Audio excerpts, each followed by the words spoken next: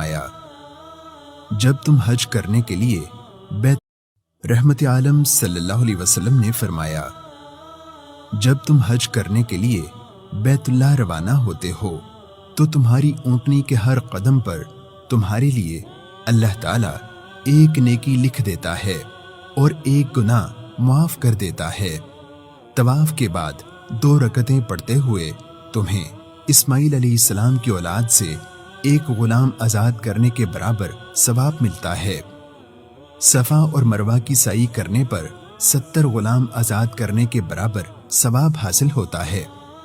میدان عرفات میں تمہارے وقوف کے وقت اللہ تعالیٰ آسمان دنیا پر تشریف لاتا ہے اور فرشتوں کے سامنے تم پر فخر کرتا ہے اور فرماتا ہے، میرے بندے دنیا کے ہر کونے سے پراگندہ حالت میں جنت پانے کی تمنا لے کر آئے ہیں۔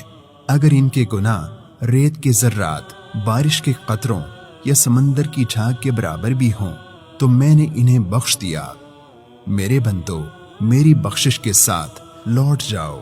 تم نے جن کی سفارش کی یعنی جن کے لیے دعا کی، میں نے انہیں بھی بخش دیا ہے۔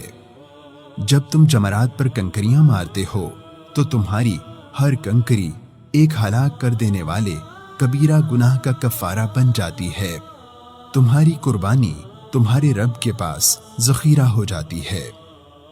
تمہارے بال منڈوانے سے ہر بال کے بدلے ایک نیکی ملتی ہے اور تمہارا ایک گناہ معاف ہوتا ہے۔ بیت اللہ کا طواف اس حالت میں کرو گے کہ تمہارا کوئی گناہ باقی نہیں ہوگا۔ ایک فرشتہ تمہارے کندھوں پر ہاتھ رکھ کر کہتا ہے، اپنے مستقبل کے لیے عمل کرو، بے شک تمہارے گزشتہ گناہ معاف ہو چکے ہیں۔